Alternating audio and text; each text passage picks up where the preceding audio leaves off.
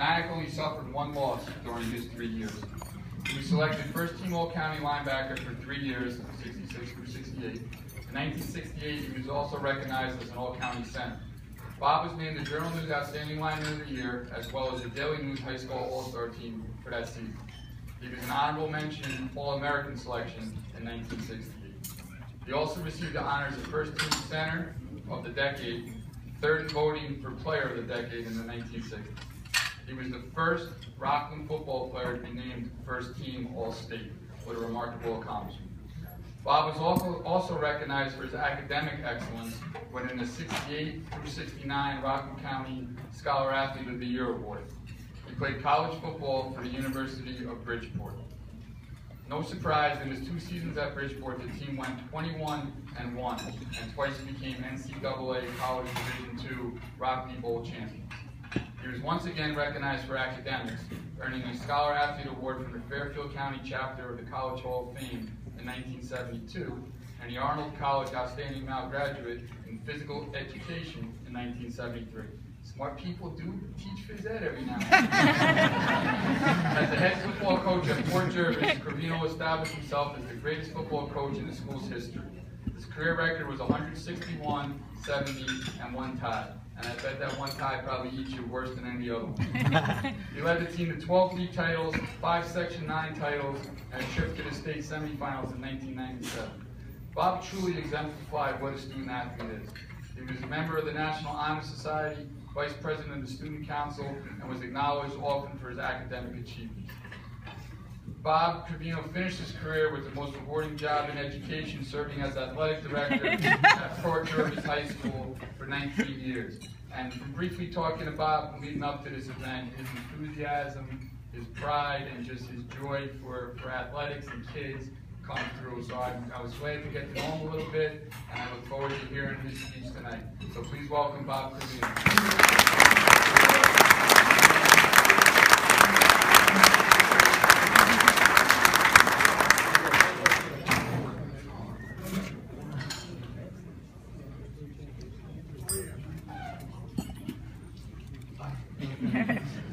Good evening, ladies and gentlemen.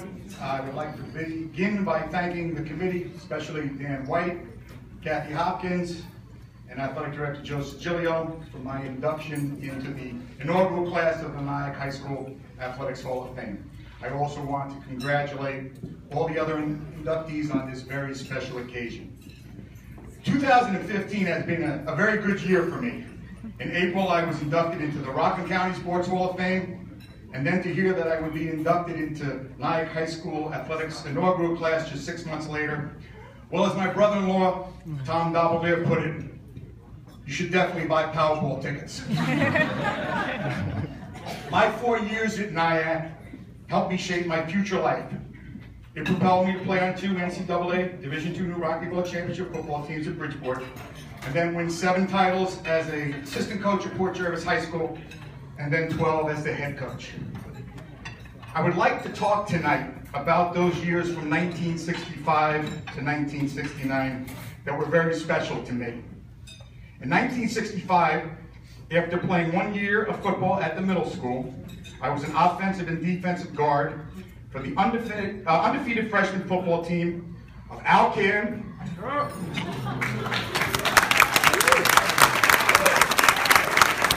and Paul Lanko. They were my coaches my freshman year.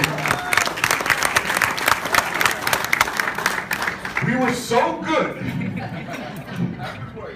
We were so good that we played the JVs twice and beat them both times. I don't think you're allowed to do that anymore, but back in the 60s, we were able to do that. It was at this time, playing for coaches Can and Lankow, that I decided and what I wanted to do with my life was to be a football coach. I was 14 years old.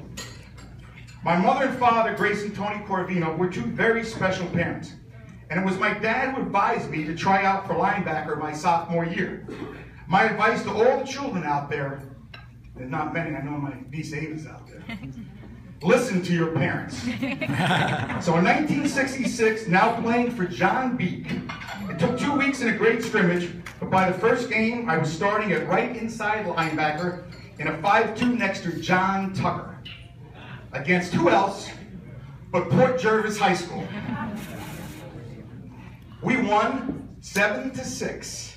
And after the game, I took Betty Davalier, my future wife, on our first date to Payone's Pizza. And 49 years later, and I don't know why, she's still with me.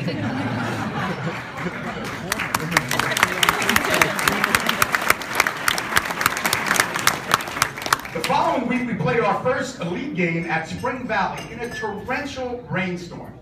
It's the only time in my football life that I did not wear number 50. By the way, that's not my jersey, but it is number 50. Coach Peak had the starters change jerseys at halftime because we were so muddy, and I wore my friend Anthony Neely's number 53. We tied that game 6-6, with our only touchdown being scored by me on a recovery of a block punt that I picked up, and as the paper said, and I quote, I rambled 10 yards into the end zone. Wow, it was my second high school game. I was a starter as a sophomore, and I had already scored a touchdown. Could this get any better? It did. We finished the rest of that year undefeated, won the Rockland County Public School Athletic League Championship, and along with many members of my team, including sophomore and great friend Bobby Eubanks, was selected as a defensive player on the all-county team. Boy, this high school football experience was fun. With the start of my junior year, we were now on everyone's radar, picked as preseason favorites to repeat as champions. So we headed up to where else? Port Jervis, New York. And in our season opener, we were beat 13-6. It is the only game that my high school class would ever lose in 4 years at Nyack High School. We would win the rest of our games that year, but we tied Spring Valley again, and we win the Rockland County Championship again. The headlines in the paper for the all-county team read, Corvino unanimous both ways. Wow, could it get any better? It did.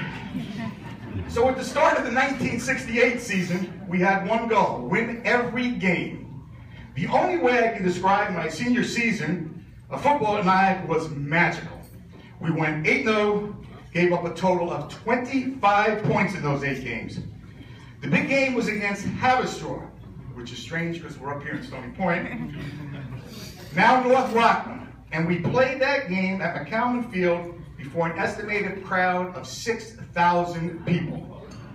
We were both 6-0 at the time, and in the second half, my future best man at my wedding, Andy Kane, intercepted a screen pass from his defensive end position to give us our final points, and he ran it in for a touchdown, final score 13-6. I can still see him to this day running for that go-ahead touchdown.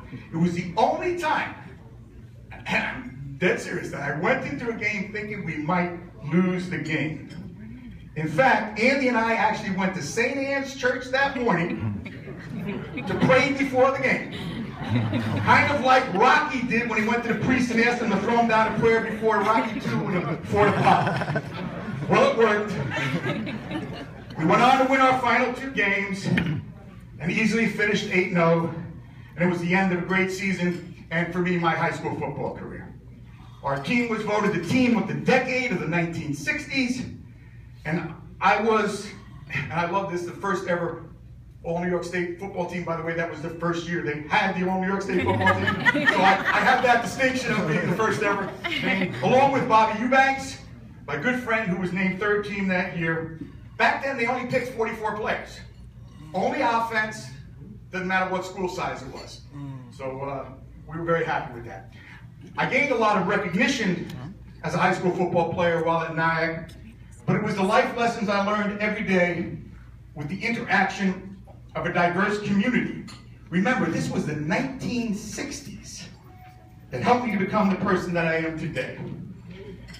When my daughter, Karen, went to Michigan for grad school, it was my friend Bob Eubanks, now working at Michigan State University, who came down to help us move in. And I'll never forget what he said that day. And I quote, "They wanted me to go to a meeting today on diversity training." And I said, "Bob Corvino." That's the way it was back in Nyack in the 60s. and I'm very proud of that. In closing, I would like to thank all of my teammates for allowing me to stand out a little more than usual. There was, of course, Bobby Eubanks and Andy Kane, but also, and you may know some of these people, these names, Bobby Smith, Tommy Shalacombe, Walt Treptow, DJ Gorley, Torrey Smith, Jim Tillinghast, Greg Easter, Paul Bracco, Isaac Sanders, Dale Lidecker, and Greg Doria, to name a few. My teachers and coaches, especially Paul Lanka, who I've been in contact with and is doing well, I might add, recovering from a serious fall. Al Can, Mike Longwell, John D for football, and Ed Matat and Frank Nelson for baseball. I would like to thank the members of my family and friends that are here tonight. John Landau, who surprised me tonight, 1981, graduate of Nyack High School. John and I worked together as athletic directors. That was a surprise. I appreciate John coming tonight. My brother-in-law, Ricky, former hockey star, while playing at Nyack. I make sure everybody gets in on it. His wife, Annie, a fine athlete herself, not to mention Nyack's 1988 homecoming queen. See,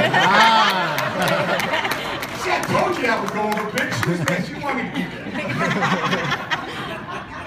My niece, Ava, current Nyack Indian freshman lacrosse and field hockey player, which gives me reason to come back to Nyack and watch her at McCalman Field. My sister-in-law, Linda, who recommended me for this honor. I appreciate that, Linda. And a former member of the Indianette dance team. My daughter, Karen, who once cheered for her old man at Port Jervis High School, who along with her husband, my number one son-in-law, Apollo, now live in Valley Cottage with my grandson, Alex, which allows me to come back home to Nyack regularly. My son, Bobby, who played for me and was a two-way Orange County League football all-star at Port Jervis High School. His girlfriend, Victoria, who ironically attended Middletown High School, Port Jervis's #1 nemesis in our 110-year rivalry.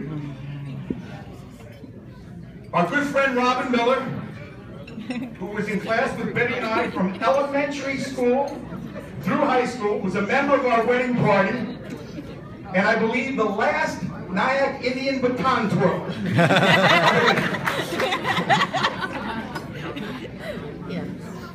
And last but not least, my wife of 42 years, who I've known since 2nd grade at Valley Cottage Elementary School. Woo!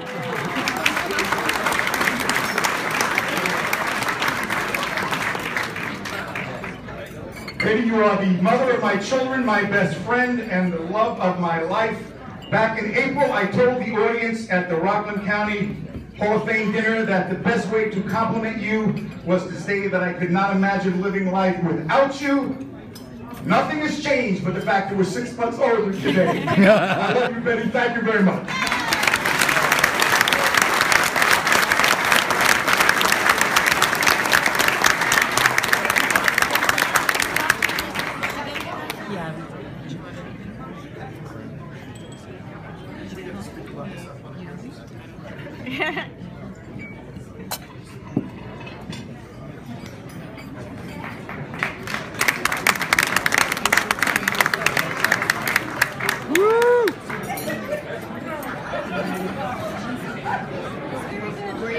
Bring Mr. Al Pesner to the microphone, please, introduce our next 2 inductees. Where are you going to put them?